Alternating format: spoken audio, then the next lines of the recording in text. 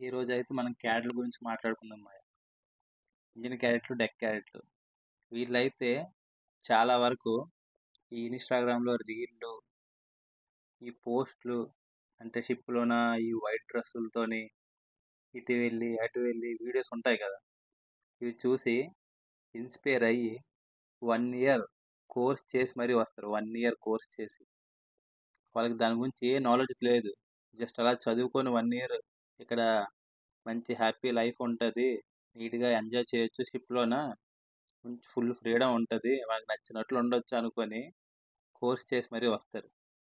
ఇక్కడికి వచ్చిన తర్వాత తెలుస్తదనమాట ఆళ్ళకి. ఆళ్ళు చేసిన తప్పేంటని. ఇక్కడ ఈ వైట్ డ్రెస్సు ఒక తినడానికి తప్పించి ఇంకెక్కడ కూడా యూజ్ చేయరు.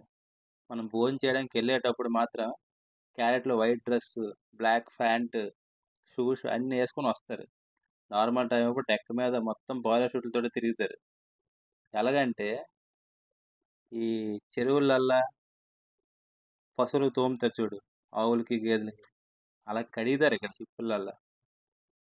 పాపము 10,00,000 లక్షలు, 11,00,000 లక్షలు ఖర్చు పెట్టుకొని 1 ఇయర్ ట్రైనింగ్ చేసి ఇక్కడ సరదాలు తీర్పించుకోవడానికి వస్తారనమాట.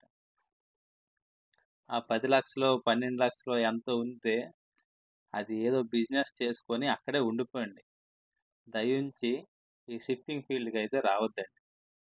మీకు ఎందుకు చెప్తున్నానో అర్థం చేసుకోండి. ఆల్రెడీ ఇక్కడ అనుభవించినోళ్ళు చాలామందున్నారు. క్యాడెట్లు నైట్ పడుకునేటప్పుడు ఏడ్చిన క్యాడెట్లు కూడా బోలెడుమందున్నారు. ప్రస్తుతానికి మా షిప్‌లోన క్యాడెట్ల పరిస్థితి కూడా అలానే ఉంది.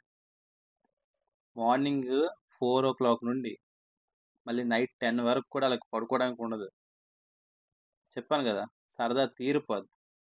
ఈ ఇన్‌స్టాగ్రామ్‌లోన పెట్టిన వీడియోలను చూసైతే ఎవరు ఈ ఫీల్డ్‌కి రావద్దు.